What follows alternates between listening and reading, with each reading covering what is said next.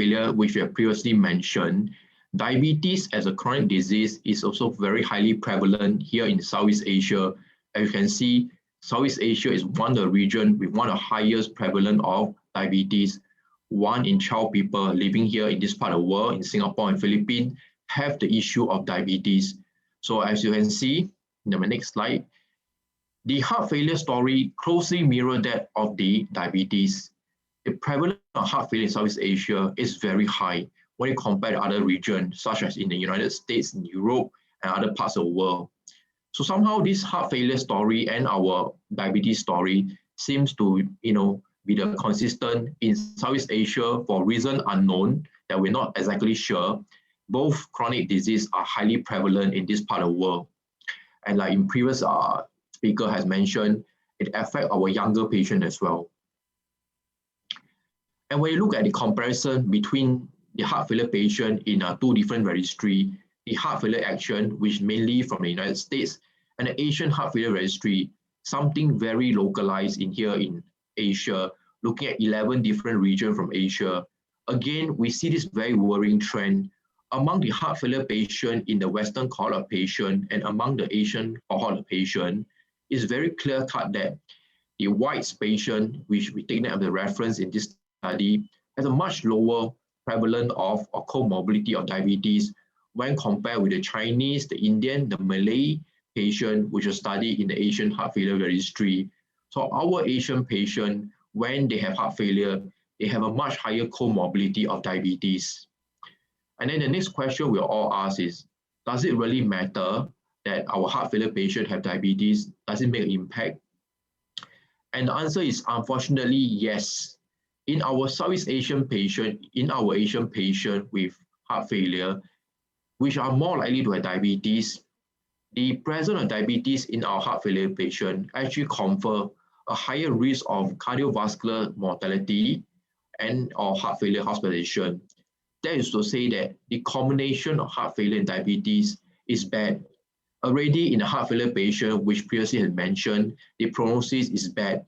But now we add in the diabetes, which is common in our Southeast Asian patient, it worsens the whole picture.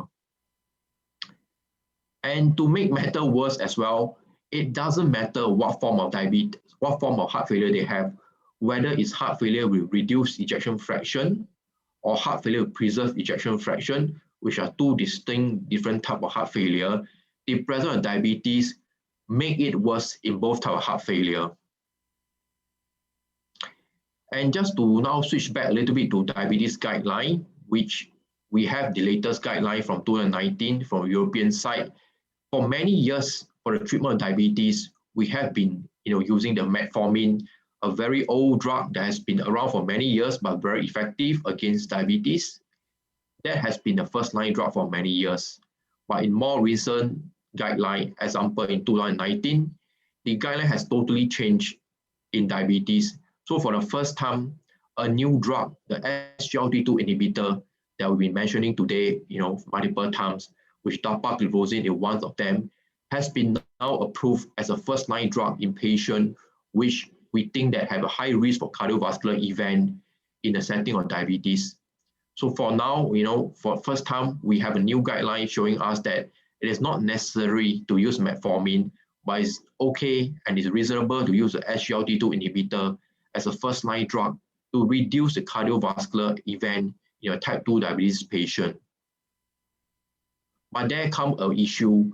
This guideline that was recommended in 2019 was mainly for diabetes patients.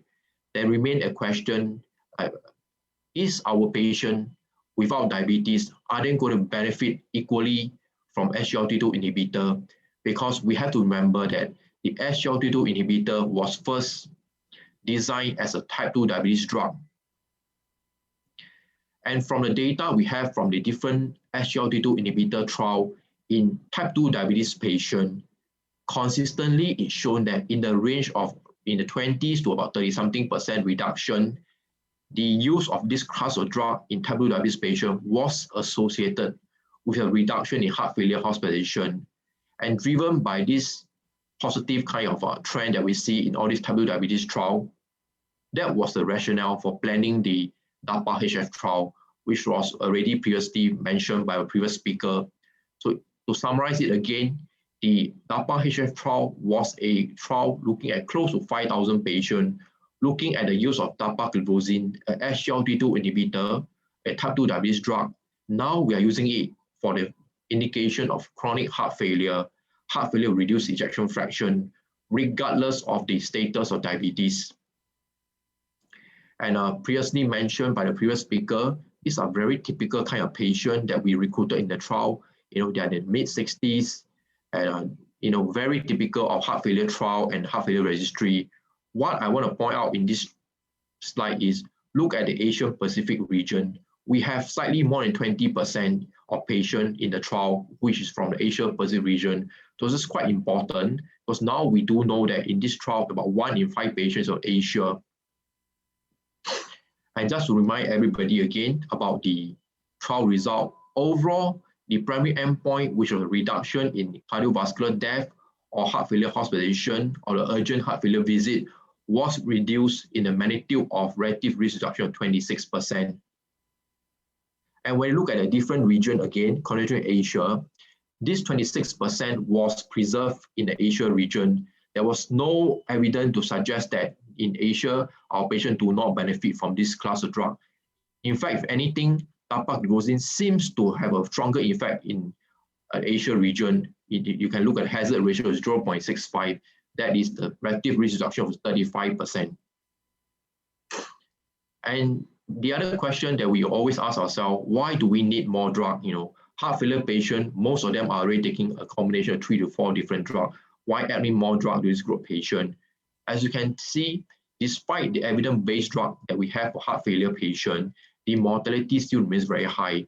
So the addition of a drug such as SGLT2 inhibitor or Dapagliflozin on top of what we call standard care further reduce the cardiovascular event. So like previously mentioned, now the SGLT2 inhibitor and Dapagliflozin being the first drug to be approved for heart failure reduced ejection fraction is now definitely one of the pillar of heart failure treatment on top of standard of care, which is a RAS inhibitor, a MRA, and a beta blocker. But despite what I have mentioned to you so far, unfortunately, in a real-world setting, we are not doing that well, despite the fact that most of this drug has been verified in big clinical trial, has been included in the guideline. Unfortunately, the treatment of heart failure is still very suboptimal. As you can see, just 2 to 3 years ago in this publication, looking at the usage of drug in the Asian setting, the use of evidence-based drug in the treatment of heart failure is still very low.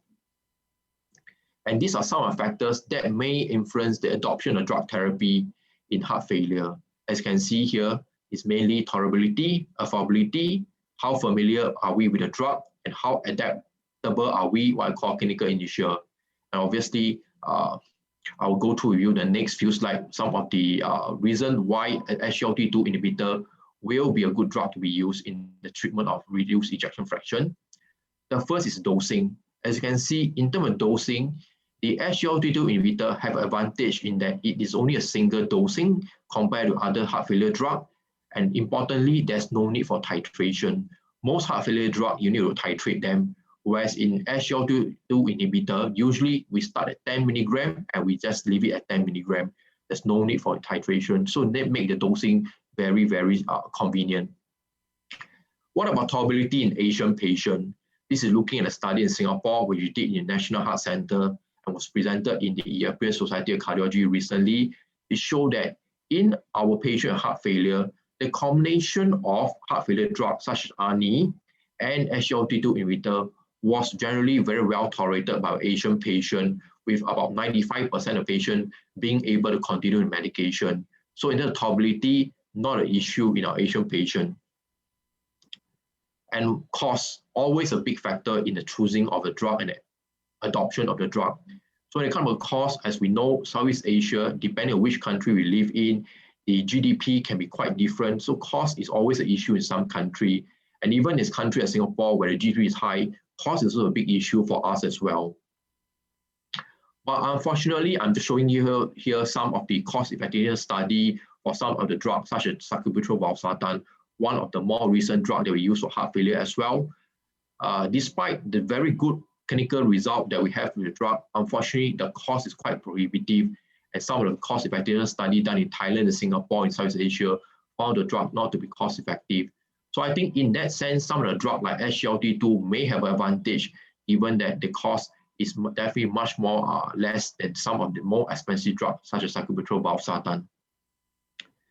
And in terms of the opportunity to start the drug, I think it's important to note that we can start the drug in both the inpatient and outpatient setting.